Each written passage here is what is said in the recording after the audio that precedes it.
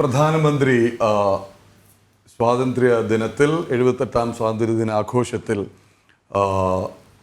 ഭാരതത്തിൻ്റെ സ്വാതന്ത്ര്യദിന ആഘോഷത്തിന് നേതൃത്വം നൽകി ചെങ്കോട്ടയിൽ 11ാം തവണ തുടർച്ചയായി പതാക ഉയർത്തിയ ശേഷം അദ്ദേഹം അവിടെ നിന്ന് മടങ്ങിയിരിക്കുകയാണ്. ഗൗതം അനന്തനാരായണൻ നമ്മളോടൊപ്പമുണ്ട്. ഗൗതം, ആവേശം ഉണർത്തുന്ന, അതിനൊപ്പം ആത്മവിശ്വാസം നൽകുന്ന, അതാണ് എടുത്തു പറയേണ്ടത്. ഓരോ ഭാരതീയനും അഭിമാനവും ആത്മവിശ്വാസവും നൽകുന്ന വാക്കുകളല്ലേ പ്രധാനമന്ത്രിയിൽ നിന്നുണ്ടായത്? എന്തൊക്കെയാണ് മറ്റ് വിശദാംശങ്ങൾ? ഗൗതം.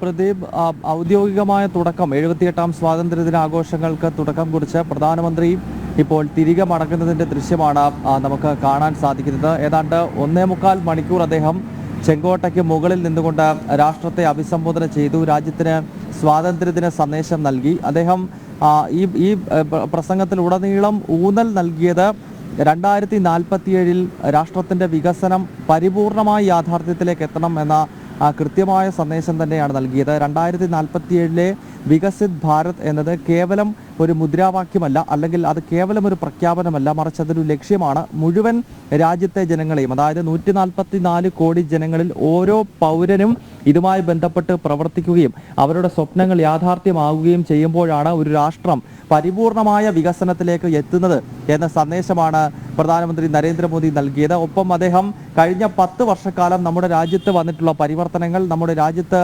നടപ്പാക്കപ്പെട്ട വികസനങ്ങൾ, കടന്നുപോയ 10 വർഷത്തിൽ എന്തൊക്കെ ചലനങ്ങൾ ഇവിടുത്തെ യുവാക്കൾക്കിടയിലും കർഷകർക്കിടയിലും സാധാരണക്കാരായ പ്രത്യേകിച്ച് പിന്നോക്ക വിഭാഗങ്ങൾക്കിടയിലൊക്കെ രൂപപ്പെട്ടു എന്നത് സംബന്ധിച്ചുള്ള അദ്ദേഹത്തിൻ്റെ സന്ദേശം കൃത്യമായിരുന്നു. വിവിധ വികസന പദ്ധതികൾ എങ്ങനെയാണ് ഭാരതത്തിലെ കോടാനുകോടി ജനങ്ങൾക്ക് ഗുണം ചെയ്തത്, സമൂഹത്തിന്റെ താഴെ തട്ടിലേക്ക് എങ്ങനെ വികസന പ്രവർത്തനങ്ങൾ എത്തിച്ചേർന്നു, ഇക്കാര്യങ്ങളെല്ലാം അദ്ദേഹം എണ്ണി പറയുന്നുണ്ടായിരുന്നു. മോദി സർക്കാരിന്റെ 10 വർഷക്കാലത്തെ പ്രധാനപ്പെട്ട വികസന നേട്ടങ്ങളെല്ലാം അദ്ദേഹം ഒരിക്കൽ കൂടി വിശദീകരിച്ചു. ഒപ്പം മറ്റ് ചില ദേശീയ വിഷയങ്ങളും അന്തർദേശീയ വിഷയങ്ങളും അദ്ദേഹം തന്റെ സ്വാതന്ത്ര്യദിന സന്ദേശത്തിനകത്ത് ഉൾപ്പെടുത്തി എന്നത് ശ്രദ്ധേയമായി. പ്രത്യേകിച്ച് ബംഗ്ലാദേശിൽ ഇപ്പോൾ നടന്നുകൊണ്ടിരിക്കുന്ന കലാപവുമായി ബന്ധപ്പെട്ടാണ്.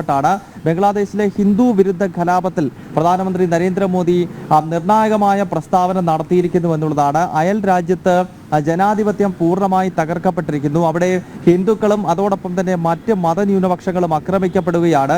അത് വലിയ ആശങ്കയുണ്ടാക്കുന്ന വാർത്തയാണെന്നും അവിടുത്തെ ഹിന്ദുക്കളുടെയും മറ്റ് മതന്യൂനപക്ഷങ്ങളുടെയും സുരക്ഷ ഉറപ്പുവരുത്തേണ്ടത് അനിവാര്യമാണ് എന്ന സന്ദേശവും അദ്ദേഹം ഈ സ്വാതന്ത്ര്യദിന പ്രസംഗത്തിനകത്ത് ഉൾപ്പെടുത്തുകയുണ്ടായി. ഒപ്പം അദ്ദേഹം ബംഗ്ലാദേശും ഇന്ത്യയും തമ്മിലുള്ള ഇതുവരെയുള്ള ബന്ധവും അതോടൊപ്പം തന്നെ ഇനിയും എത്തരത്തിൽ ഒരു ബന്ധമാണ് ഭാരതം ബംഗ്ലാദേശുമായി ആഗ്രഹിക്കുന്നത് എന്നത് സംബന്ധിച്ചുള്ള കാര്യങ്ങൾ കൂടി വിശദീകരിച്ചു. ബംഗ്ലാദേശിന്റെ എല്ലാ വികസന പ്രവർത്തനങ്ങളെയും ഭാരതം പൂർണ്ണമായി പിന്തുണയ്ക്കുകയും അതുമായി സഹകരിക്കുകയും ചെയ്യുന്നുണ്ട്. അതിനാൽ അയൽ രാജ്യവുമായി വളരെ സമാധാനത്തിലുള്ള ഒരു ബന്ധമാണ് ഈ രാഷ്ട്രം ആഗ്രഹിക്കുന്നത് എന്ന് പ്രധാനമന്ത്രി വ്യക്തമാക്കുകയുണ്ടായി. എന്തായാലും ഈ ബംഗ്ലാദേശിൽ നടന്നുകൊണ്ടിരിക്കുന്ന ഹിന്ദു വിരുദ്ധ കലാപത്തിൽ പ്രധാനമന്ത്രി നരേന്ദ്രമോദി ശ്രദ്ധേയമായ പരാമർശം നടത്തി എന്നതാണ് ഈ സ്വാതന്ത്ര്യദിന സന്ദേശത്തിന്റെ മറ്റൊരു പ്രധാനപ്പെട്ട ഹൈലൈറ്റ് എന്നത്. ഒപ്പം ഏകീകൃത സിവിൽ കോഡുമായി ബന്ധപ്പെട്ട് പ്രധാനമന്ത്രി ചൂണ്ടിക്കാണിച്ചത് നമ്മുടെ രാജ്യം ഒരു ജനാധിപത്യ സ്വഭാവമുള്ള രാഷ്ട്രമാണ്. അതിനാൽ എല്ലാ മതങ്ങൾക്കും ഒരു നിയമം എന്ന രീതിയിൽ ഒരു ജനാധിപത്യ സ്വഭാവമുള്ള സിവിൽ കോഡാണ് ഇവിടെ വരേണ്ടത്. അല്ലാതെ ഓരോ മതങ്ങൾക്കും ഓരോ നിയമം വരുന്ന രീതിയിലുള്ള അത്തരം പ്രവണതകളെ അവസാനിപ്പിക്കണം. അതിനാൽ ഏകീകൃത സിവിൽ കോഡ് അല്ലെങ്കിൽ ഒരു മതേതര സ്വഭാവമുള്ള സിവിൽ നിയമം നമ്മുടെ രാഷ്ട്രത്തിൽ നിലവിൽ വരേണ്ടത് അനിവാര്യമാണെന്ന് എന്ന് ഒരിക്കൽ കൂടി പ്രധാനമന്ത്രി പറഞ്ഞു. കഴിഞ്ഞ സ്വാതന്ത്ര്യദിന സന്ദേശത്തിലും പ്രധാനമന്ത്രി ഈ ഏകീകൃത സിവിൽ കോഡുമായി ബന്ധപ്പെട്ട കാര്യങ്ങൾ പരാമർശിച്ചിരുന്നു. ഒപ്പം ഒരു രാഷ്ട്രം ഒരു തെരഞ്ഞെടുപ്പ് എന്ന കാര്യം ഒരിക്കൽ കൂടി അദ്ദേഹം ഓർമ്മപ്പെടുത്തുന്നുണ്ട്. അത് BJPയുടെയും പ്രധാനമന്ത്രി നരേന്ദ്രമോദിയുടെയും ഏറ്റവും പ്രധാനപ്പെട്ട പ്രഖ്യാപിത ലക്ഷ്യങ്ങളിൽ ഒന്നാണ്. ഒരുപക്ഷെ 2029 ലോക്സഭാ തെരഞ്ഞെടുപ്പ് തന്നെ, ലോക്സഭാ തെരഞ്ഞെടുപ്പിനൊപ്പം നിയമസഭകളിലേക്കും, അതായത് 1 നേഷൻ 1 പോൾ, ഒരു രാഷ്ട്രം ഒരു തെരഞ്ഞെടുപ്പുകൾ ഒറ്റയ്ക്ക് നടത്തുക എന്നൊരു ലക്ഷ്യം കേന്ദ്ര സർക്കാരിനുണ്ട്. അതും അദ്ദേഹം മുൻപുള്ള സ്വാതന്ത്ര്യദിന സന്ദേശത്തിൽ കൂടി പറയുന്നതാണ്. ഈ കാര്യം ഇന്നത്തെ ദിവസവും അദ്ദേഹം ഒരിക്കൽ കൂടി ഓർമ്മപ്പെടുത്തി. അതിലേറ്റവും ശ്രദ്ധേയം നേരത്തെ സൂചിപ്പിച്ച ബംഗ്ലാദേശ് കലാപവുമായി ബന്ധപ്പെട്ട് അദ്ദേഹം നടത്തിയ പരാമർശമാണ്.